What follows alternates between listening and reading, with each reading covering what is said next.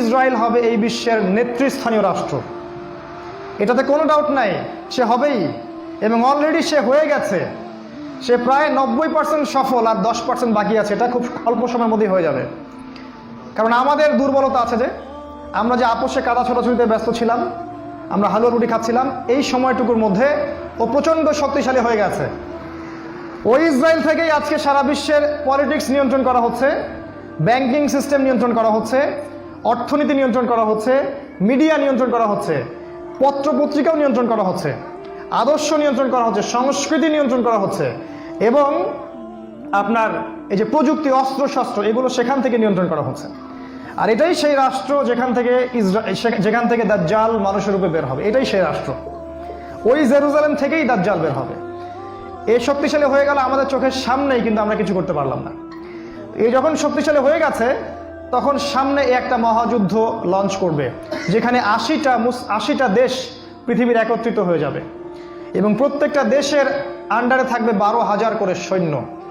এবং এই যুদ্ধে প্রত্যেক 100 জন সৈনিকের মধ্যে 99টা সৈনিক মারা যাবে এই যুদ্ধে। এটা হবে পারমাণবিক যুদ্ধ, আপনার সামনেই করানো আছে। এরা যে স্বপ্ন দেখায় ভিশন 20, 30, 50, 100, এগুলো সব বোগাস। এতদিন পর্যন্ত এই ওয়ার্ল্ড আর সার্ভাইভ করবে বলে আমরা মনে করি না। আল্লাহু আ'লাম বিসওয়াব, আল্লাহ পাক ভালো জানেন। আমাদের রিসার্চ হচ্ছে এতদিন পর্যন্ত ওয়ার্ল্ড সার্ভাইভ নাও করতে পারে, না করার সম্ভাবনা 95%। এই মালহামা পরে ইমামুল মাহদী আসবেন শেষের দিকে, এবং তিনি মুসলিমদের হাল ধরবেন এবং প্রচুর সংখ্যক মুসলিম এই যুদ্ধে মারা যাবে। প্রচুর সংখ্যক, প্রচুর, তাদের সংখ্যা অগণিত। কিছু মুসলিম যুদ্ধের মাঠ থেকে পালিয়ে যাবে, যাদেরকে আল্লাহ পাক মাফ করবেন না, আর অল্প কিছু মুসলিম বাকি থাকবেন, যাদের হাতে আল্লাহ রাব্বুল আলামিন এই যুদ্ধের শেষের দিকে গিয়ে বিজয় দান করবেন ইনশাআল্লাহ। এবং আমাদের খোরাসান থেকেও একটা বাহিনী যাবে, যারা জেরুজালেম পর্যন্ত পৌঁছে যাবে, ইমামুল মাহদীর সাথে যোগ দিবে। পৃথিবীর কোনো শক্তি, নবীজি বলেছেন, পৃথিবীর কোনো শক্তি তাদের পথে বাধা হয়ে দাঁড়াতে পারবে না। তিনি বলেছেন, তোমরা যদি হামাগুড়ি দিয়ে হয় বা বরফের উপর স্ক্রল করেও হয়, তোমরা যদি ওদেরকে পেয়ে যাও তাহলে তাদের সাথে যুক্ত হইও। এটা নসিহত নবী সাল্লাল্লাহু আলাইহি ওয়াসাল্লামের। এটা আসবে সামনের এই সময়টা। এই মালহামার পরে যখন মুসলিমরা আবারও বিজয়ের আসনে আসবে, তখন মুসলিমরা জয় করবে কনস্ট্যান্টিনোপল বা তুরস্কের ইস্তাম্বুল। এটা এখন নেটোর হাতে চলে গেছে, এটা আবারও মুসলিমদের হাতে চলে আসবে। তারপর ঘোষণা করা হবে যে মাসিহুদ দাজ্জাল মানুষের রূপে বের হয়েছে। কোথায়? ওই জেরুজালেমে। তখন মুসলিমরা সেখানে ছুটবে। দাজ্জালের বাহিনীর সাথে মুসলিমদের ব্যাপক ফাইট হবে, কিন্তু মুসলিমরা তাদের সাথে পেরে উঠবে না। কেন পেরে উঠবে না? কারণ আল্লাহ পাক দাজ্জালকে এজন্য এভাবেই সৃষ্টি করেছেন। সে একটা পরীক্ষা, একটা ফিতনা। তার হাতে আল্লাহ পাক প্রচুর ক্ষমতা দিবেন। সে বৃষ্টি বর্ষণ করতে পারবে, সে প্রযুক্তি নিয়ন্ত্রণ করবে, সে আকাশ নিয়ন্ত্রণ করবে, সে প্রত্যেকটা শহরে প্রবেশ করবে, প্রতিটা শহরে। সে খুব দ্রুত ফ্লাই করতে পারবে। তার হাতে খাবারের মজুদ থাকবে, মানুষকে দুর্ভিক্ষের মধ্যে সে ফেলে দিবে। যারা তার আনুগত্য করবে সে তাদেরকে খাবার দিবে, মানে ইকোনমিক প্রোগ্রেস দিবে। যারা ওকে অনুসরণ করবে সে তাদেরকে সোনা রূপা দিয়ে দিবে। যারা ওকে অস্বীকার করবে সে তাদেরকে দুর্ভিক্ষ দিবে, মেরে ফেলবে। এক কথায় যারা দাজ্জালকে অনুসরণ করবে তাদের প্রত্যেককে দাজ্জাল প্রোগ্রেস দিবে, উন্নতি অগ্রগতি দিবে, তাদের জিডিপি বাড়তে থাকবে এক কথায়। আর যারাই মাসিহুদ দাজ্জালের বিরোধিতা করবে তাকে সে একদম ধ্বংস করে ফেলবে, একদম ধ্বংস। অর্থনৈতিক দিক থেকে, শারীরিক দিক থেকে রাষ্ট্রগুলো আক্রমণ করবে, সে পুরো ম্যাসাকার করে ফেলবে। তার হাতে আল্লাহ পাক এরকম ক্ষমতা দিবেন। এই জন্য মুসলিমরা তাদের সাথে পেরে উঠবে না। তাহলে কি হবে? আল্লাহ রাব্বুল আলামিন তখন মুসলিমদের দোয়া কবুল করবেন এবং ঈসা আলাইহিস সালামকে আকাশ থেকে পাঠাবেন এই পৃথিবীতে আবারও ইনশাআল্লাহ। এবং ঈসা আলাইহিস সালাম সিরিয়ার দামেস্কে সাদা মিনারের উপরে নামবেন এবং ইমামুল মাহদীও সেখানে থাকবেন। সেখানে ফজরের নামাজ পড়া হবে, ইমামুল মাহদী ইমামতি করবেন, আর এই ঈসা আলাইহিস সালাম পিছনে মুক্তাদি হয়ে থাকবেন। এটা আমাদের জন্য গর্বের বিষয়।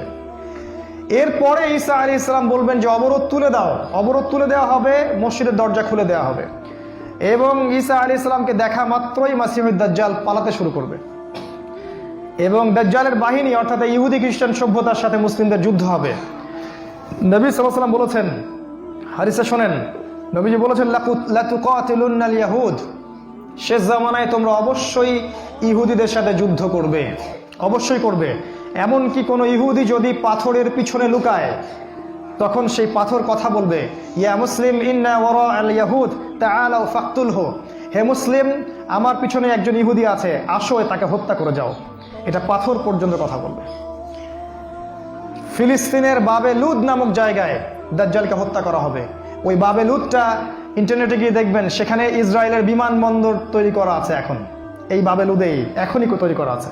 আমি একটু আগে বললাম যে দাজ্জাল আকাশ নিয়ন্ত্রণ করবে, ওই বাবে লুদের এয়ারপোর্ট থেকেই সে আকাশ নিয়ন্ত্রণ করবে। আমার মত এটা আমার মত, আমার বুঝ এটা। ওই বাবে লুদে সবচেয়ে বড় একটা এয়ারক্রাফটের ঘাঁটি তারা মজুদ করেছে এই বাবে লুদের মধ্যে, প্যালেস্টাইনে। আর ওই জায়গায় ঈসা আলাইহিস সালাম এই মাসিহুদ দাজ্জালকে হত্যা করবে। এরপরে ঈসা আলাইহিস সালাম জেরুজালেম থেকে ইমামুল মাহদিকে সাথে নিয়ে পুরো বিশ্বে ইসলামী খেলাফা বাস্তবায়ন করবে, পুরো বিশ্বে। নবীজি বলেছেন, একটা পাকা বাড়ি একটা কাঁচা বাড়িও বাদ থাকবে না যেখানে ইসলামের কালিমা লা ইলাহা ইল্লাল্লাহ প্রবেশ করবে না। একটা কাঁচা বাড়ি একটা পাকা বাড়িও বাদ থাকবে না। এরপরে ঈসা আলাইহিস সালাম 40 বছর এই পৃথিবীতে ইসলামী খেলাফা বাস্তবায়ন করবেন। নবীজি বলেছেন, পৃথিবীতে কোনো জুলুম থাকবে না, কোনো রকমের অন্যায় পাপাচার থাকবে না। বাঘে এবং হরিণে এক ঘাটে পানি খাবে, কেউ কারো প্রতি কোনো অবিচার করবে না। এক একটা ফল হবে বিশাল বিশাল, আল্লাহ পাক বরকতের দরজা সব খুলে দিবেন। প্রচুর বৃষ্টিপাত হবে, মাটি উর্বর হবে, প্রচুর সুজলা সুফলা হয়ে যাবে এই পৃথিবীটা। আবারও আগের অবস্থায় চলে আসবে পৃথিবীটা ইনশাআল্লাহ। কোনো দূষণ থাকবে না, কিচ্ছু থাকবে না ইনশাআল্লাহ। এই 40 বছর তিনি রাজত্ব করবেন, তারপর তিনি মারা যাবেন এবং তাকে দাফন করা হবে রাসূল সাল্লাল্লাহু আলাইহি ওয়াসাল্লামের কবরের পাশে। আর ইমামুল মাহদী আরও আগেই মারা যাবেন, তিনি 7 বা 9 বছর রাজত্ব করবেন, এই মুসলিম উম্মাহকে নেতৃত্ব দিবেন। এই অবস্থাটা সামনে আসতে যাচ্ছে। এই কথাগুলো আপনাকে কোনো সেকুলার মিডিয়া বলবে না, কোনো কাফের মিডিয়া বলবে না, কোনো পত্রপত্রিকায় পাবেন না। ইভেন এখন ওয়াজ মাহফিলেও এগুলো বলা বন্ধ হয়ে গেছে।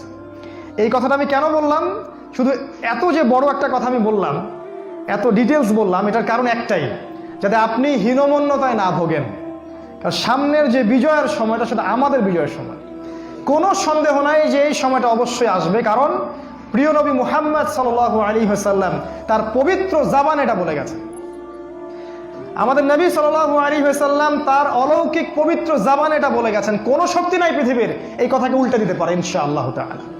অতএব এখন যে দেখছেন এই যে সেকুলারদের দাপট, এই যে কাফেরদের দাপট, নাস্তিকদের দাপট, মুরতাদদের দাপট, একদম সব ওদের হাতে।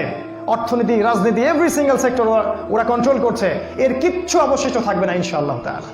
ওরা যতই চেষ্টা করে নিক না কেন, তারা ইসলামের এই অপ্রতিরোধ্য গতিটা ঠেকাতে পারবে না ইনশাআল্লাহু আযজা ওয়া জাল্লা।